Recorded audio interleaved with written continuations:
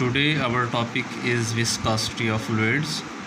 Viscosity is the determination or measurement of consistency of given fluid due to its internal friction.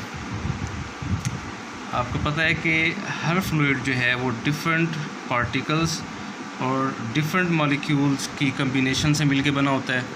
In molecules की interlocking होती है आपस में, और इस इंटरलॉकिंग के बिहेवियर पर इसकी कंसिस्टेंसी और विस्कोसिटी डिपेंड करती है कि किस टाइप के पार्टिकल्स या मॉलिक्यूल्स इसमें अवेलेबल हैं और इनकी बॉन्डिंग स्ट्रेस क्या है, स्ट्रेंथ क्या है, और इसके बाद जो है वो इंटरलॉकिंग जो इन बिटवीन मॉलिक्यूल्स है वो किस कंडीशन की है.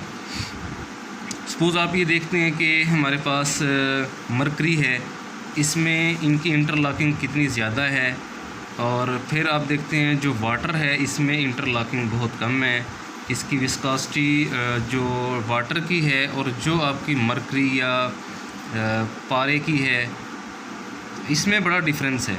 इसी तरह से अगर जो इंटरलॉकिंग आप देखें वाटर और फ्लूइड के अंदर, आप दूसरी किसी ऑयल को कंसीडर कर रहे हो तो उनमें जो है वो बड़ा डिफरेंस होता है. डिफरेंस जो है वो इनकी इंटरलॉकिंग ऑफ पार्टिकल्स की वजह से होता है.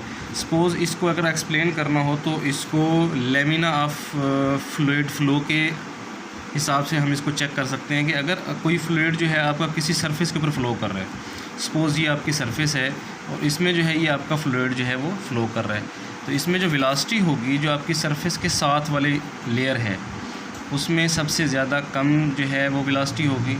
उसकी रीज़न क्या है कि वो जो लेयर है वो उसमें एक तो रेजिस्टेंस पैदा हो रही है उसकी अपर लेयर की वजह से, और दूसरा उसमें रेजिस्टेंस पैदा हो रही है उसकी जो सरफेस की फ्रिक्शन है उसकी वजह से, जिसकी वजह से इसकी स्पीड जो है जो बिल्कुल लोअर आपका जो है, अगर आप कंसीडर कर रहे हो कोई लेमिना में कंसीडर कर रहे हो कि आपका फ्लूइड फ्लो कर रहा है, तो जो बिल्कुल लोअर जो है आपका लेमिना होता है या आपकी लेयर होती है वो बिल्कुल स्लो होती है.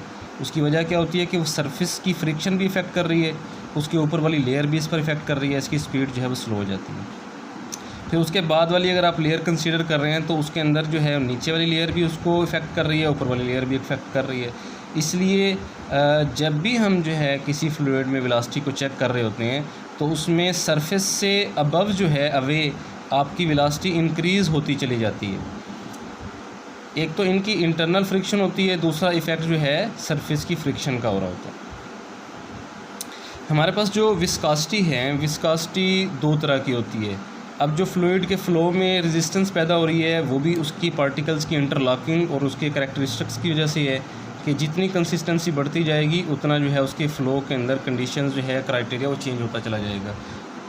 और ऐसे ही जो विस्कोसिटी है दो तरह की है, एक हमारी एब्सोल्यूट विस्कोसिटी है, एक हमारी काइनेमेटिक विस्कोसिटी है.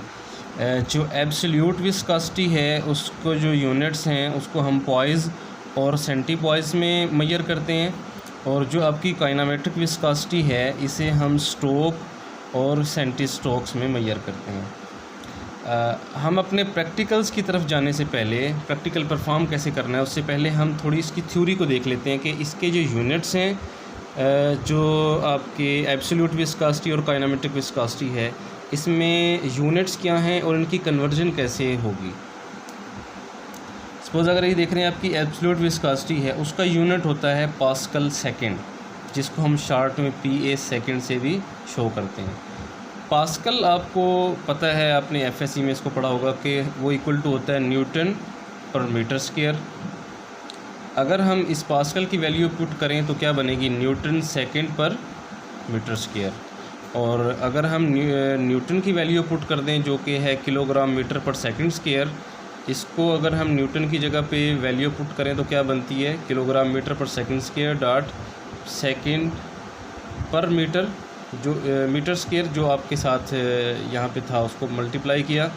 इसमें जो कटने के बाद हमारे पास वैल्यू बचती है वो क्या बचती है, किलोग्राम पर मीटर सेकंड. मीटर स्क्वायर से कैंसिल हुआ, सेकंड स्क्वायर से कैंसिल हुआ, तो क्या बचा हमारे पास, किलोग्राम पर मीटर सेकंड.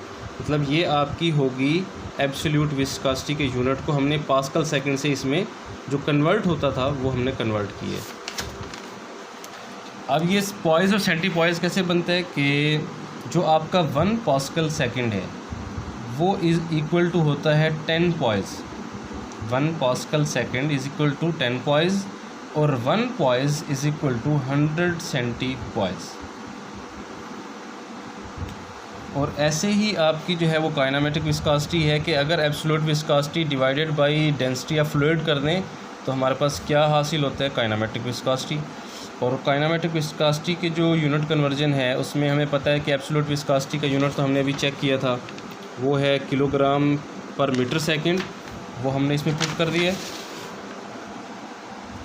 किलोग्राम पर मीटर सेकंड पुट किया डिवाइडेड बाय डेंसिटी। डेंसिटी आपको पता है क्या होती है कि मास पर यूनिट वॉल्यूम किलोग्राम पर मीटर क्यूब, वो हमने डिवाइड किया, जो डिवीजन थी ये बाद में जो है वो, सॉरी इसमें चेंजिंग होगी थोड़ी।